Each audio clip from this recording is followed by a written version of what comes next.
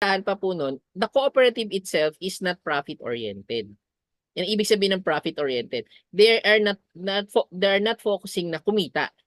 Ang karamihan sa mga co-op is they are focusing kung paano matulungan at paano maserbisyohan yung mga kanilang membro. Eh syempre kung ano ba yung mga membro ng co-op, hindi naman yan malalaking tao eh. Mga maliliit yan, mga nasa palengke, mga nagtitinda ng karne, nagtitinda ng manok, nagtitinda ng mga saging, gulay, di ba?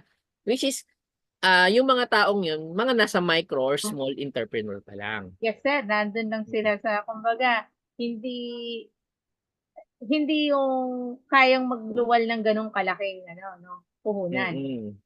Tapos, may mga, pero in fairness naman, in fairness sa bangko, kasi meron naman kasing mga credit line, mga credit card na napapautang tayo ng bangko. Pero ang yun nga lang, medyo